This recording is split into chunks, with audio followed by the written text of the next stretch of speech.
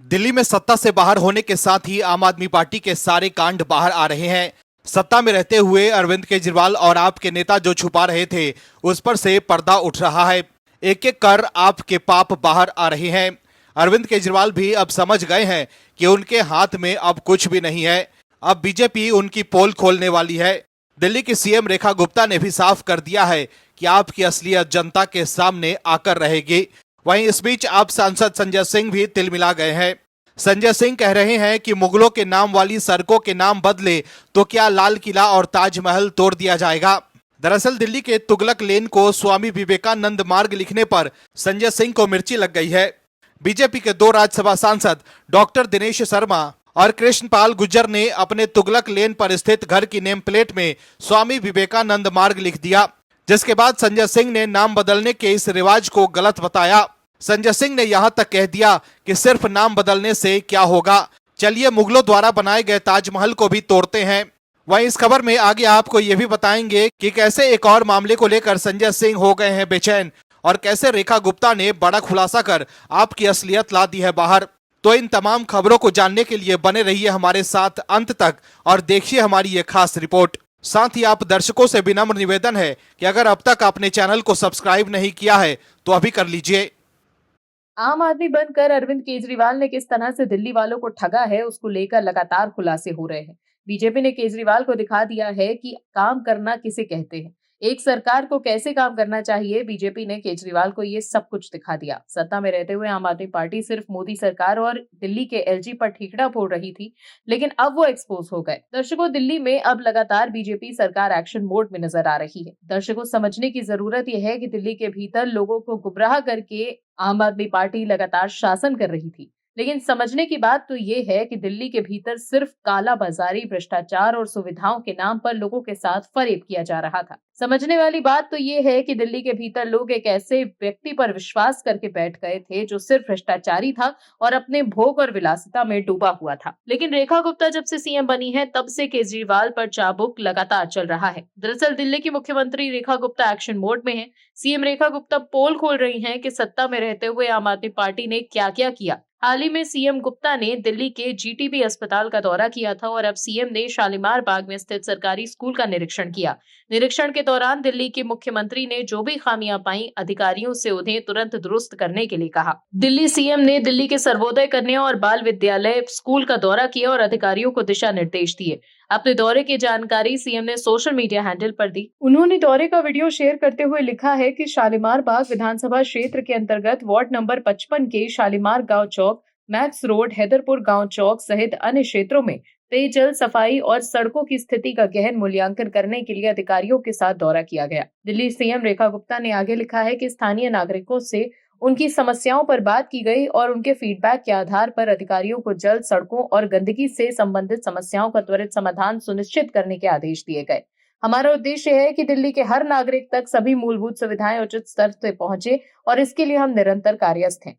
वहीं दिल्ली में बीजेपी की सरकार आने के बाद पहली बार 1100 इलेक्ट्रिक बसें आने वाली हैं। दिल्ली सरकार में परिवहन मंत्री पंकज कुमार सिंह ने सचिवालय में प्रेस कॉन्फ्रेंस कर कहा कि 31 मार्च से पहले दिल्ली में 1100 नई इलेक्ट्रिक बसें आएंगी। इससे दिल्ली की परिवहन व्यवस्था को मजबूती मिलेगी। राहगीरों को इलेक्ट्रिक बस में सफर से अच्छा अनुभव होगा। इसके अलावा बीजेपी की सरकार बनते ही यमुना की सफाई भी हो रही है। बीजेपी सरकार यमुना नदी की सफाई में काम में जुटी हुई है। बीते कुछ दिनों से सफाई का काम शुरू हो चुका है। इसके साथ ही पार्टी लगातार दावा कर रही है कि अगले 3 साल में दिल्ली में यमुना पूरी तरह से साफ हो जाएगी। इसी कड़ी में खुद दिल्ली सरकार के मंत्री प्रवेश वर्मा ने यमुना की सफाई अभियान का निरीक्षण किया और दावा किया कि जल्द ही ये नदी चमचमाने लगेगी। प्रवेश वर्मा ने कहा कि बीते 10 दिनों से यमुना की सफाई का काम चल रहा है। इस दौरान 1300 मीट्रिक टन कचरा निकाला जा चुका है। इन तमाम बातों के बीच आपको एक बात और बता दें कि दिल्ली सरकार का हंटर बहुत जल्दी घुसपैठियों पर भी चलने वाला है।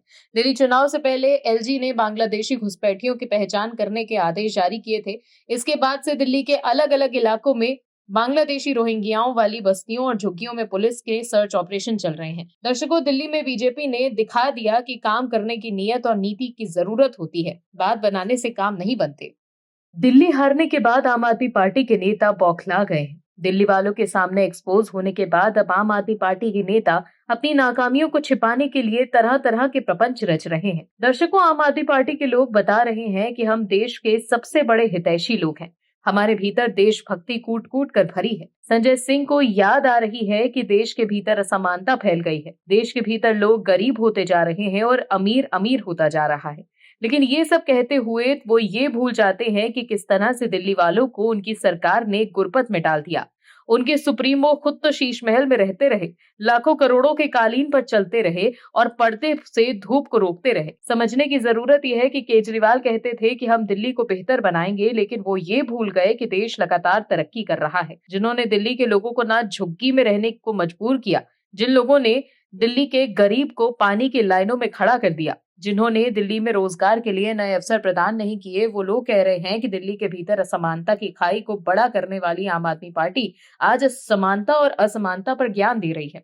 दरअसल दिल्ली में करारी हार के बाद भी आम आदमी पार्टी के नेता अपना फेवरेट काम कर रहे हैं, प्रेस कॉन्फ्रेंस करना। वो प्रेस कॉन्फ्रेंस कर करके लोगों पर आरोप लगा रहे हैं। मोदी सरकार के कार्यकाल में देश रॉकेट की रफ्तार से आगे बढ़ रहा है। अब अमेरिका के राष्ट्रपति डोनाल्ड ट्रंप भी पीएम मोदी के पीछे खड़े होते हैं, लेकिन विपक्ष को सब कुछ खराब ही नजर आता है। आम आदमी पार्टी के नेता संजय सिंह ने कहा कि देश में आर्थिक असमानता ने 100 सालों का रिकॉर्ड तोड़ दिया और करीब 100 करोड़ लोगों के साथ अपने जरूरत के अलावा कुछ भी खरीदने के लिए पैसा नहीं बचा। संजय सिंह ने कहा कि देश में आर्थिक असमानता ने 100 सालों का रिकॉर्ड तोड़ दिया।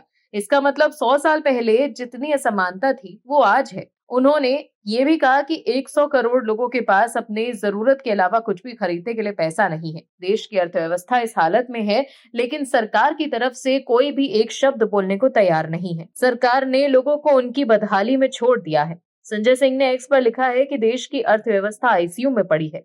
जरा सोचिए, मोदी जी किसके लिए काम कर रहे हैं, देश के लिए या दोस्त के लिए? 5 महीने से देश में आम लोगों का 94 लाख करोड़ शेयर मार्केट में डूब गया। मोदी की अर्थव्यवस्था पर विदेशी निवेशकों का भरोसा उठ गया है। वो अपना पैसा बाजार से निकाल रहे हैं। $1 तेजी से 90 रुपए की तरफ बढ़ रहा है। देश पर 200 लाख करोड़ का कर्ज है। आर्थिक असमानता में भारत ने 100 सालों का रिकॉर्ड तोड़ दिया है। बेरोजगारी 50 सालों में सबसे ज्यादा है। महंगाई आसमान पर है। देश में 100 करोड़ लोगों के पास अपनी जरूरत के अतिरिक्त कुछ खरीदने के लिए पैसा नहीं है। 81 करोड़ लोग 5 किलो राशन पर अपनी जिंदगी गुजारने को मजबूर है। देश की 67% आबादी कर्ज में डूबी हुई है। आम आदमी पार्टी ने बैंकों में अपनी गाढ़ी कमाई का पैसा जमा किया। मोदी जी ने उस पैसे से अपने दोस्तों को लाखों करोड़ों का कर्ज बांटा। दोस्त पैसा लेकर भाग गए तो मोदी जी ने अपने दोस्तों का 16 लाख करोड़ रुपए माफ कर दिया। आम आदमी परेशान है, फिर भी मोदी जी महान है। दर्शकों, परेशान देश के आम लोग नहीं है, परेशान आम आदमी पार्टी के लोग हैं और विपक्ष के लोग हैं। अगर आम लोग परेशान होते तो वो बीजेपी को नहीं चुनते। जो लोग जनता के परेशान होने का दावा कर रहे हैं, उन्हें जनता सत्ता से बाहर का रास्ता दिखा चुकी है। बेरोजगार आम लोग नहीं है, बेरोजगार विपक्ष के नेता हो रहे हैं। इसीलिए उन्हें सब कुछ खराब लग रहा है। आम आदमी बनने का नाटक करने वाले लोग जनता के टैक्स के पैसों से शीश महल में ऐशो आराम की जिंदगी जी रहे थे और अब हार के बाद पंजाब में वीआईपी सिक्योरिटी लेकर जनता के टैक्स के पैसों का इस्तेमाल अपने लिए कर रहे हैं।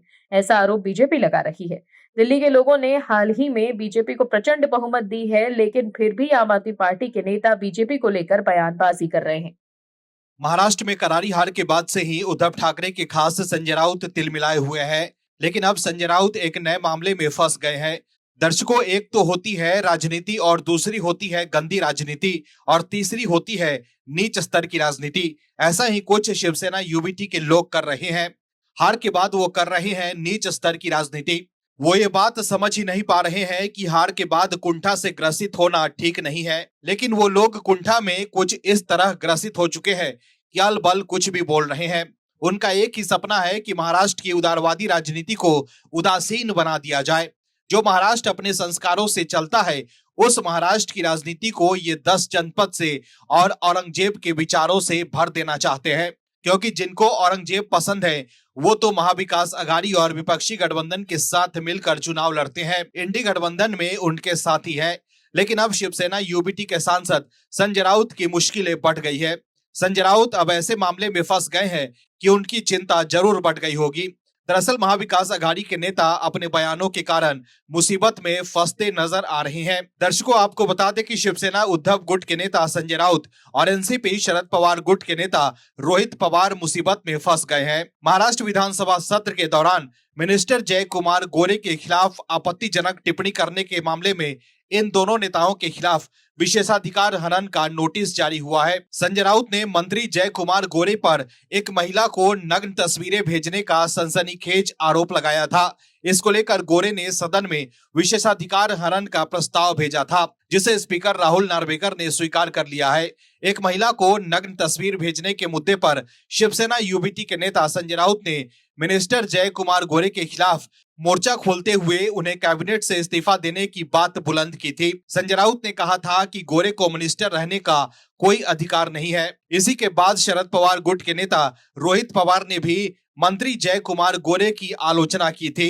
ये मामला तब उबल पड़ा जब एक यूट्यूब चैनल ने इसका वीडियो वायरल कर दिया। न्यूड फोटो विवाद को लेकर मिनिस्टर जय कुमार गोरे भड़क गए और असेंबली में बजट सत्र की शुरुआत हुई तो मंत्री गोरे ने संजय राउत, रोहित पवार और यूट्यूब चैनल के पत्रकार के खिलाफ विशेषाधिकार हनन का प्रस्ताव पेश कर दिया। वहीं बीजेपी नेता सुधीर मुनगंटीवार ने संजय राउत, रोहित पवार और यूट्यूब चैनल के पत्रकार के खिलाफ जय कुमार गोरे के विशेषाधिकार हनन के प्रस्ताव का समर्थन किया।